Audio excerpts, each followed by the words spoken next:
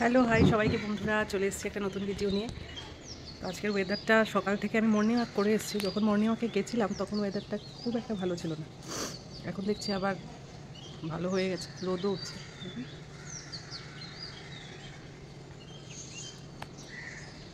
আমি বাইরে এসে যখনই ভিডিও করি না, তখনই দেখে আবার পাড়া প্রতিবেশীর মানুষরা একটু উকিঝুঁকি মারে, কিন্তু অন্য সময় কেউ এসে বাইরে দাঁড়ায় না। কিন্তু যখন আমি ভিডিও করি বা কিছু করি, তখনই দেখি কেউ, বাচ্চারা বিশেষ করে, এসে দাঁড়িয়ে থাকে। আর পাশের বাড়িতে দেখছেন যে এই বাড়িতে আমার একটা খুদে সাবস্ক্রাইবার আছে, কিন্তু অনেক দিন ধরে এখন ভিডিও দেই না দেখে সাবস্ক্রাইবার আমাকে জিজ্ঞেস করেছে যে কেন দেই না। তো ভাবলাম যে না, আমার তো কোনো ঠিক নেই। এই আজকে বললাম এখন থেকে রোজ দেবো, তারপরে আবার দেখবেন অনেক দিনের বিরতি। তো চলুন এখন ভিতরে যাই, গিয়ে কাজ টাজ দেখি কী হচ্ছে। আর এই দেখুন, আমার হাজব্যান্ড এখন ধ্যান মুদ্রাতে আছেন। এইরকম মানে ভঙ্গিতে উনি অনেক সময় থাকেন। তারপরে যখন আমি, এটা আমার অনেকবার বলা হয়ে গেছে ওঠার জন্য, এখন আমি লাস্ট টাইম গিয়ে যখন একটা ঝাটকা দিয়ে বলবো, তখন উনি উঠবেন আর কি। কারণ এরকম রোজ সকালে উনি এই ত্রিভঙ্গ মূর্তিতে শুয়ে থাকেন। আর এই হচ্ছে আগে আমার ছেলের যেহেতু এখন এক্সাম চলছে, তাই স্কুল এখন বন্ধ, মানে একদিন করে এক্সাম। তো ও অনেকটা বেজে গেছে, আমি শুয়ে রয়েছে। আর এটা হচ্ছে কি, আমার হাজব্যান্ড উঠে গেছে সেই ঝেটকিটা মারার পরে। তো এখন দিচ্ছি হচ্ছে গিয়ে চা আর জল। আর ওকে প্রথমে আমি একটা রুপোর বাটিতে জল দিই আর কি, একটু ধাতুর জিনিস ওর জন্য খাওয়া ভালো। তো এখন আমি একটা জিনিস বানাবো। এই জিনিসটা হচ্ছে কি ছাতুর পরোটা আর তড়কা। এটা বানানোর উদ্দেশ্য হচ্ছে গিয়ে, আমার একটা ফ্রেন্ড সরস্বতী পূজার দিন আমাকে অনেকটা লুচি পায়েস বানিয়ে দিয়েছিল, কিন্তু সেটা আমি আর রিটার্ন করিনি, বাটিগুলো রয়ে গেছিলো অনেক দিন ধরে। তো আজকে ভাবছি যে এগুলো ওকে দেবো, তার জন্য তো কিছু বানিয়ে দিতে হবে, সেটারই প্রিপারেশন করছি। আর এই দেখুন, ছাতুর পরোটার জন্য যে পুরটা লাগে, সেই পুরটা আমি রেডি করে নিয়েছি। এটা আমার ভিডিওতে অনেক দিনই আমি দিয়েছি। ছাতু, পেঁয়াজ, কাঁচা লঙ্কা, আদা কুচি, নুন, একটু ঘিও দেওয়া যায়, সেটা দিয়ে একটা পুর রেডি করছি। আর এটাকে রুটির ভিতরে ঢুকিয়ে যেরকম পরোটা হয় আর কি, এরকম। আর এই দেখুন ছাতুটা। এদিকে তড়কাও প্রায় হয়ে এসছে। এখন জাস্ট মানে ফিনিশিংটা, তার জন্য একটু বাটার দিয়ে দিচ্ছি যাতে স্মেলটা খুব ভালো করে। তো এখন বানাবো পরোটা, তারপরে টিফিন বক্সে ভরে বান্ধবীর জন্য নিয়ে যাব। এই দেখুন, এই লেচিগুলোর ভেতরে ছাতুর পুরটা ঢুকাবো। তারপরে আমার পিসি শাশুড়ি মা কিন্তু রুটিটা বানাবেন। আমার বিয়ের প্রায় 13-14 বছর হয়ে গেছে, এখন আমি রুটি বানাতে শিখিনি বন্ধুরা। কি বলবো, সেটা আমার খুবই মানে একটা দুঃখ যে আমি রুটি কোনো সময় গোল করে বানাতে পারি না। শুধু ভিডিওর জন্য এটার ভিতরে মানে পুরটা ভরছি আর কি। তারপরে সব কাজ হচ্ছে গিয়ে পিসি শাশুড়ি মার। হ্যাঁ, ভাজতে পারি আমি রুটি, এই দেখুন ভেজে নিচ্ছি, কিন্তু বেলতে পারি না। তো এখানে আমি একটু রায়তা বানিয়ে নিচ্ছি। রায়তাতে তো টক দই দেওয়া হয়, কিন্তু আজকে আমি একটু মিষ্টি দই নিয়েছি। আর আজকে দিয়ে না, আমি রায়তাতে টক দই থেকে মিষ্টি দইটাই প্রেফার করি। টক দই দিলে কেন জানি না, আমার মনে হয় গ্যাস হয়ে যাচ্ছে নাকি। তো এখানে দিয়েছি একটু শুকনো লঙ্কার গুঁড়ো, জিরে গুঁড়ো, আর দেবো হচ্ছে কি গাজর আর বিট আর পেঁয়াজ। শসাটা অ্যাভয়েড করছি আজকে। তো সব কিছু ইনগ্রেডিয়েন্টস দিয়ে একটা রায়তা তৈরি করবো। এই দেখুন, দিয়ে দিয়েছি হচ্ছে গিয়ে গাজর, বিট আর পেঁয়াজ। এখন রুটির মধ্যে একটু গাওয়া ঘি লাগিয়ে দিচ্ছি। এই ঘিটা আমার শ্বশুরবাড়ি থেকে, মানে গ্রামের শ্বশুরবাড়ির থেকে এসছে, একদম জার্সি গরুর বাড়িতে বানানো ঘি। খুব গন্ধ এই ঘিটার, আর খেতেও খুবই ভালো। বাজারে চলতি ঘি থেকে এই ঘিটা অনেক বেশি স্বাদ। এই দেখুন, টিফিন বক্সে ভরে নিয়েছি সব কিছু। এবার যাব সব কিছু নিয়ে বান্ধবীর বাড়িতে। এদিকে দুটো গেছে, দুপুরের রান্নাও বসানো হয়ে গেছে। আজকে রান্না খুব একটা আহামরি কিছু না, শিম দিয়ে হবে মাছ তরকারি। আর এদিকে হচ্ছে গিয়ে, দাঁড়ান আমি ভুলেই গেছি, আর এখানে হচ্ছে গিয়ে মাংস, ব্যাস। আর ডাল আর বেগুন ভাজা। এখন আমি যাচ্ছি ছেলেকে সেলুনে নিয়ে যাচ্ছি চুল কাটানো। ছেলের স্কুল বন্ধ, আর চুল এত বেড়েছে যে মানে আজকে না নিয়ে গেলে আর হচ্ছে না। স্কুল বন্ধ মানে পরীক্ষার জন্য আর কি, পরীক্ষা চলছে তো কিছুদিন গ্যাপ আছে। আমাদের বাড়ির অবস্থা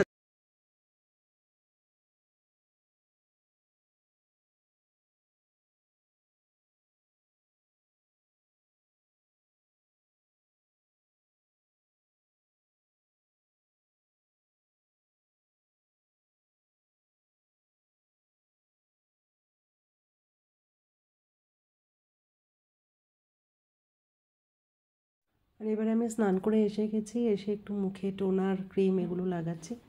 আগে একটু বসবো, একটু নিজের সঙ্গে মি টাইম স্পেন্ড করব, তারপরে দুপুরের খাওয়া দাওয়া।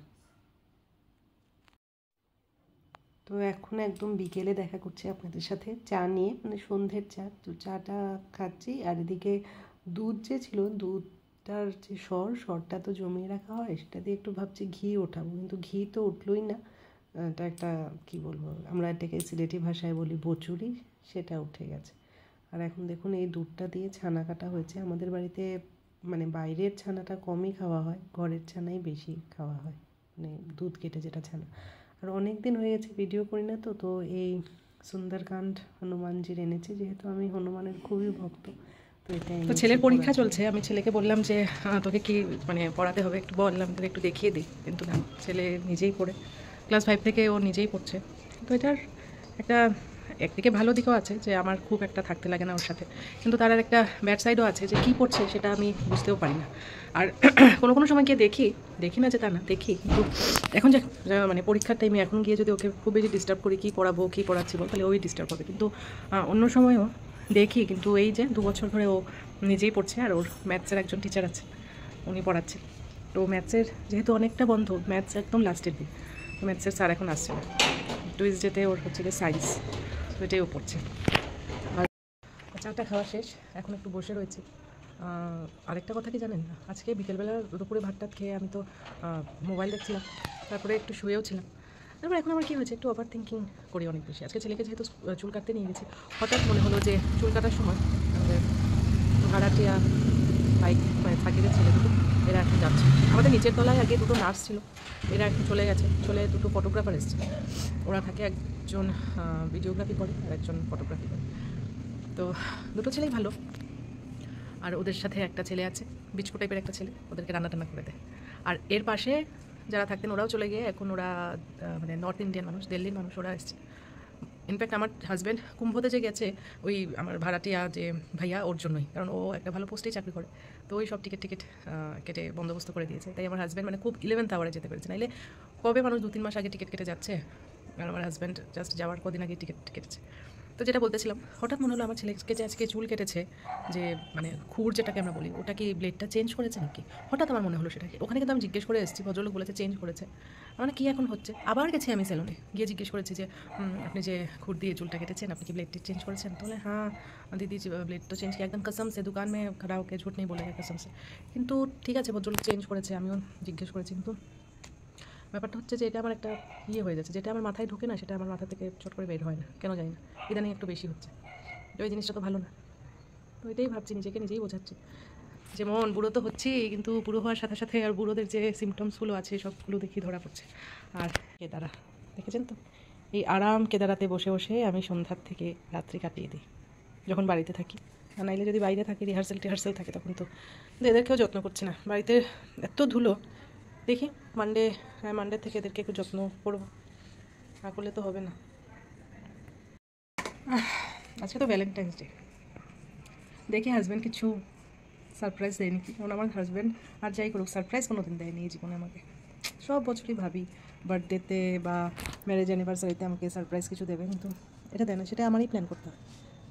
তো বৃথা আশা জানি, তবুও আর কি, তো দেখি যদি দেয় তো আপনাদেরকে জানাবো, যদি না দেয় তবুও আপনাদেরকে জানাবো।